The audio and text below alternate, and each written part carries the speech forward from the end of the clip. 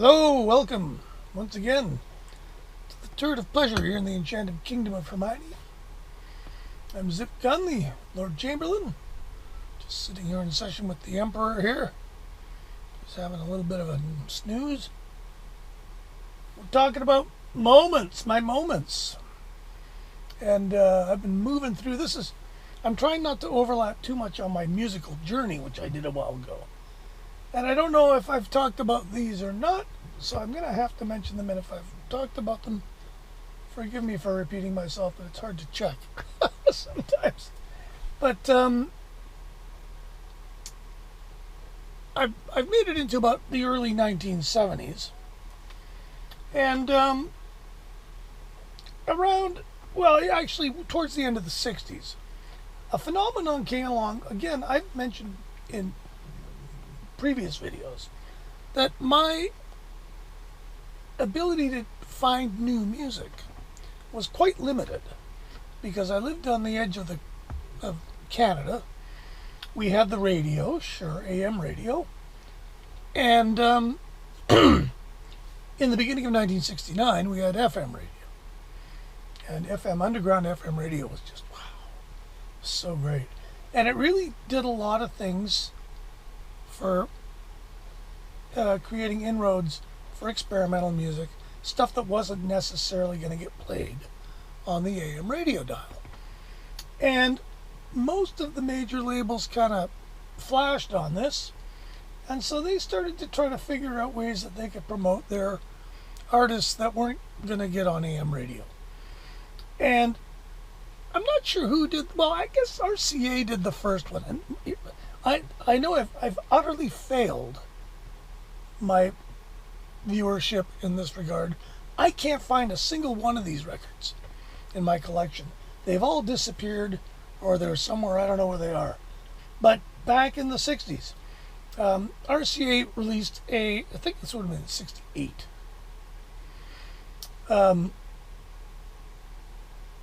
They released a compilation record called The Group Quake. And I don't remember much about the Group Quake. It was mostly in America. It was a bunch of bands that nobody's really ever heard of before or since, except for the Youngbloods. Sorry. And it was kind of like an innovative idea. Ooh, these beat bands, because of course RCA Victor had everything in those days. And so the idea of putting together a compilation record of all of your psychedelic rock bands, their little light bulb went off everywhere in the industry. And I don't remember if the Group Quake was a budget or not, but I think it was. If you know, put it in the comments.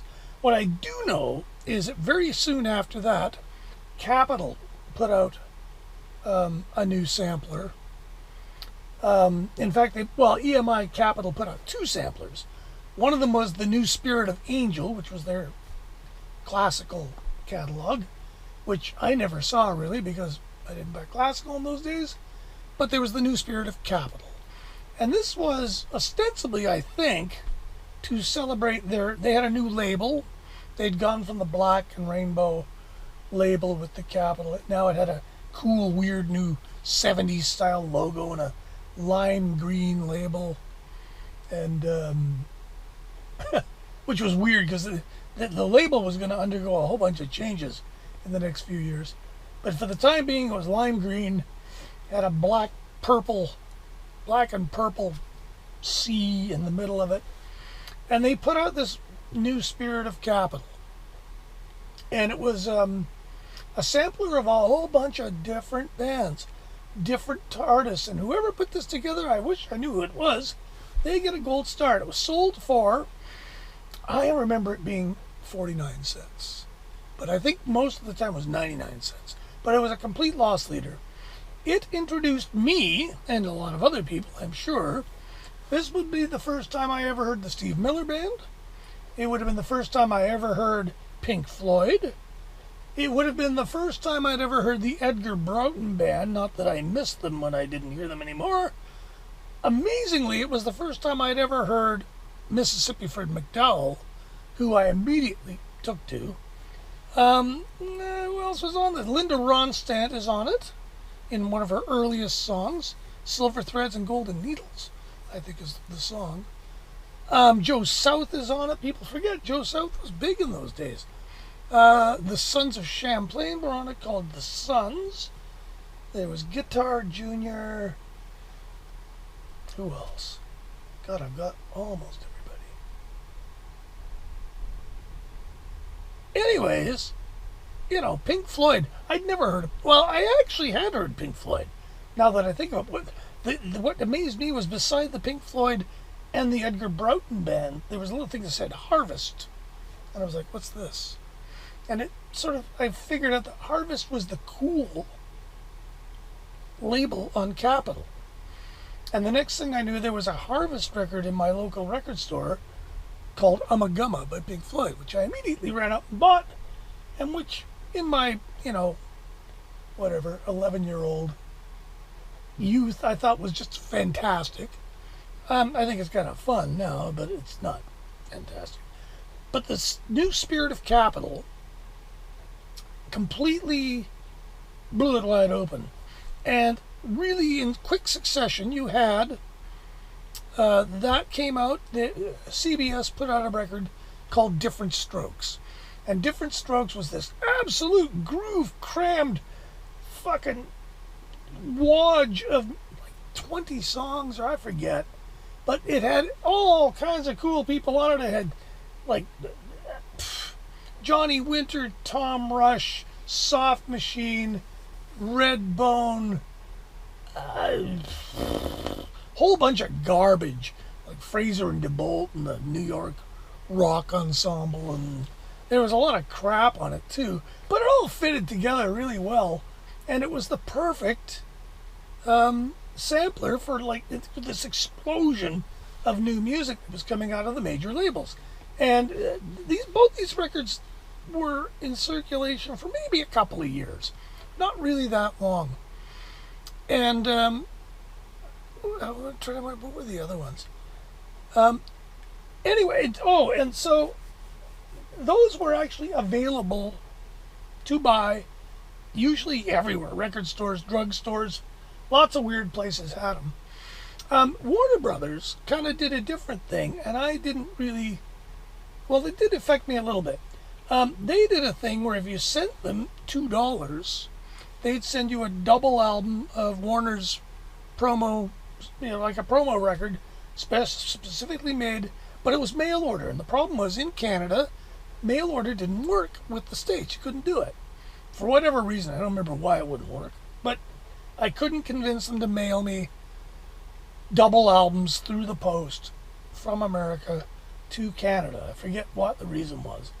So the only time I ever found these was used, which didn't happen a lot in those early days, but one of them I did get, and Stan Cornin, again, he's responsible for these. Some of them are great. They have unreleased bits on them. Van Dyke Parks doing Moog synthesizer Datsun commercials that weren't on any album. A lot of neat stuff. And they were really good samplers, and they did a lot of them. I think they did them until 1980. But one that they did that I did run into a copy of, and it was transformative for me, was called Zapped, I guess you would call it. Z-A-P-P-E with a P and a D. And it was the single LP promo record for the Straight and Bizarre labels run by Frank Zappa. And this is where I encountered, Wildman Fisher, Captain Beefheart, Alice Cooper, the Mothers. I'd hardly heard any Mothers before this record came out. Who else? Tim Buckley I'd never heard before. And I mean, it's, if you know Zapped, it's got two Beefheart songs. One is Old Fart at Play, which is relatively typical of the Trout Mask Replica record. And then it's got The Blimp, which isn't even Beefheart's band. It's the Mothers in the background while the captain recites a poem over the phone. So it's not the most representative examples of the Trout Mask Replica record, but it also has Beefheart singing Willie the Pimp on it, which is a pretty straight thing.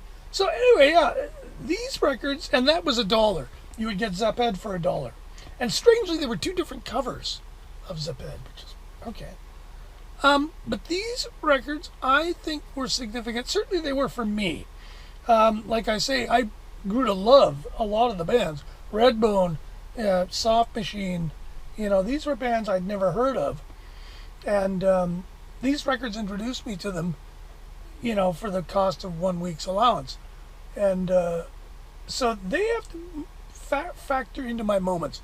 Maybe I don't know what day these came out, so I can't, again, sometime in 1971 would have been Different Strokes.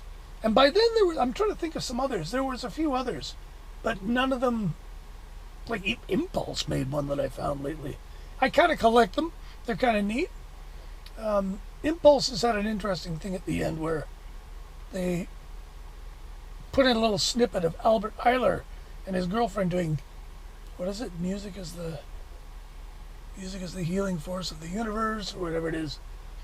And then they get all these people to come in and go, she's right, Just a weird one, especially made for that record. So yeah, the sampler records, and they basically, Warner's gave up on them in about 1980. There was Cash Cows by Virgin for Canada, and a few, I think they might have done it for England too. And Cash Cows was great. It had XTC, it had all kinds of bands. By then it was kind of old hat, and it was more, maybe it was viewed somewhat more cynically by that point.